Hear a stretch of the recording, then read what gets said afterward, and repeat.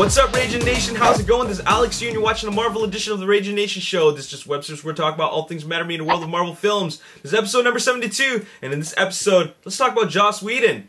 And of course, Joss Whedon's name pops up a lot on a lot of websites, mainly because, well, Avengers Age of Ultron is the hot ticket right now. If you haven't checked it out, make sure you check it out because this is the fight of the century. Hulk versus Hulkbuster. You can't miss it. You gotta watch it on the big screen, especially in 3D. Anyways, what I really want to talk about is Joss Whedon. And, well, you know what? It looks like we're not going to be seeing a whole lot of Joss Whedon's name on any Marvel-related websites, mainly because he is done with Marvel, okay?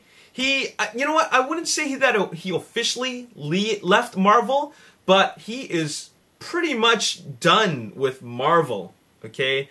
Apparently, producing, directing, writing Avengers Age of Ultron really took a huge toll on him. Like, both, you know, physically and emotionally. He says that it nearly killed him. I mean, originally he did not want to come back to direct an Avengers sequel because directing Avengers for 2012 release was a huge task for him, and then he felt that being able to repeat the same success was just gonna be very, very demanding, and it's gonna just take a lot of his time, you know, a lot of his personal time, and a lot of his time to write stories outside of comic book superheroes, right? So he really didn't want to do it, but he did it, and I gotta, say, great job to Joss Whedon because he did a fantastic job. It was great, really enjoyed it. But I'm going to be sad to see him go, mainly because we're not going to get his personal touch, or at least some of his fingerprints in the future films, okay? Now, what's really going on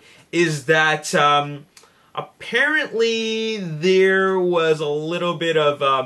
it was a bumpy road creating Avengers Age of Ultron. In fact, there was quite a bit of a conflict between Joss Whedon and Marvel. And by Marvel, I don't mean Kevin Feige, I mean Joss Whedon and the executives at Marvel Studios, okay? Because essentially, the studio executives are the ones who fork out the money. They still call the shots, okay? They just approve of everything that Joss Whedon and the writers decide to do for the movie, okay? For the most part, they agree, but there's a lot of things that they do have to put their approval stamp on.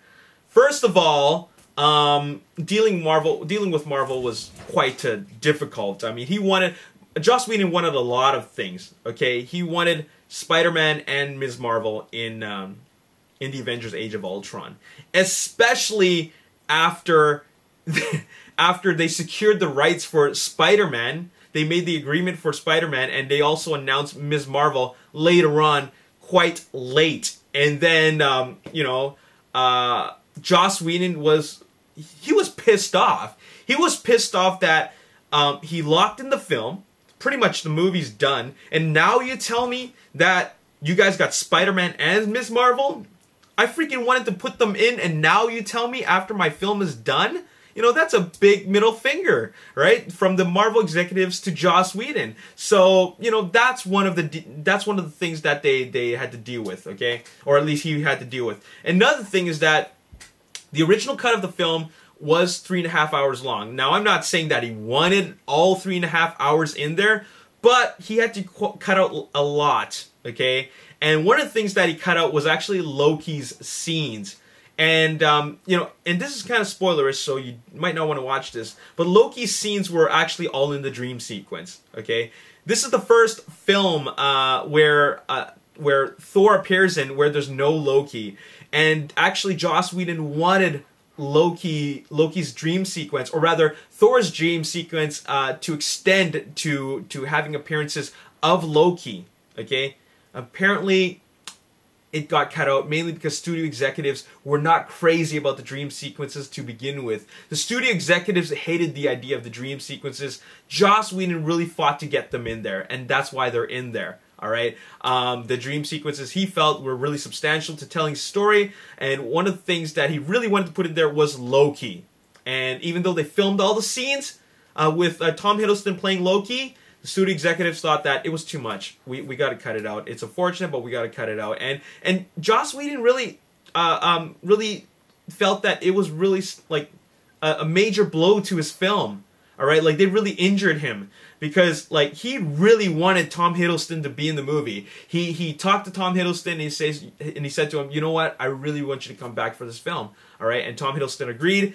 They filmed the parts, and next thing you know, your movie's out. I mean, your entire scene is cut out. How do you think Joss Whedon feels about that? So that was really, really tough. And of course, with deleted scenes, you know what? You got editors editing them out. He had a lot of problems with the editors. And if you don't already know, there's a lot of times where in fact, almost all cases, like in most cases, if the director's not part of the editing process, like Robert Rodriguez is, then he won't be a part of it at all, okay? So, for example, Joss Whedon filmed the movie, but it's left to the editors to really put the movie together. Of course, the directors, like Joss Whedon, he will step into the editor's room from time to time and see what they're doing, but it's the, you know, if the studio executives say that we want it edited a certain way, we want it edited like this, or you have to cut this scene out, the editors will do it. And apparently there's been a lot of fighting between Joss Whedon and the editors.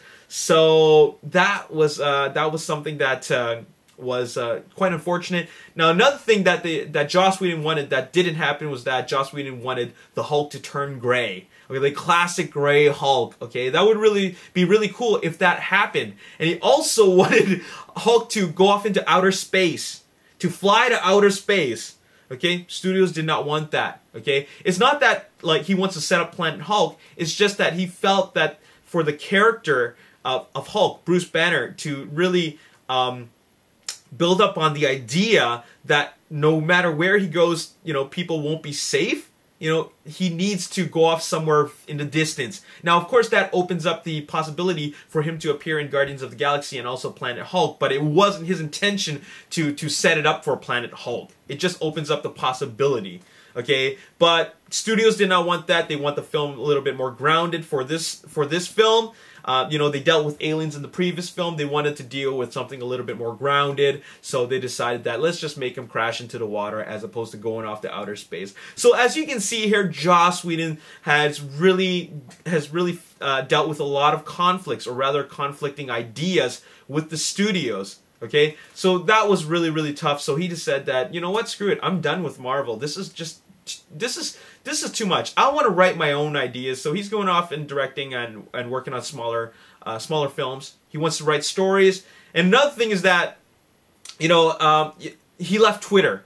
He completely shut down his Twitter account. Okay, and apparently it's not because of all the feminist Nazis and the grammar Nazis, but it wasn't because of all the militant feminists out there. It was actually because he just wanted to distance himself from the Marvel Cinematic Universe. All right, and that is, you know, his name will be associated with Marvel. People will comment or make remarks about his job, whether he did a good job or a poor job on the film. Okay, so he might be receiving praises for his film. He also might be receiving negative remarks on his film. It doesn't matter. The fact is that all those tweets at him are going to be about Avengers Age of Ultron in the Marvel Cinematic Universe. He didn't want any more to do with that. He just decided to leave the Twitter universe and distance himself from Marvel. Okay, so that's unfortunate. Joss Whedon is out, actually. I don't know if he's going to be serving as a producer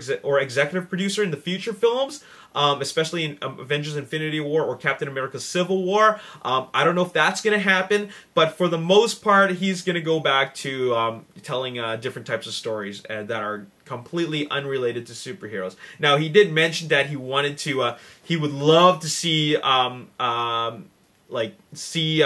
or being able to do some things with the DC Cinematic Universe. But of course, if he does that, then he will no longer be able to work with Marvel, at least for a while. So he does have interest in the DC Cinematic Universe, but we don't know if that's ever going to really happen. I personally think that he is going to just work on smaller movies like he did on that Shakespeare movie before Avengers Age of Ultron. But anyways, that's what happened. What do you guys think about Joss Whedon leaving Marvel Cinematic Universe for good?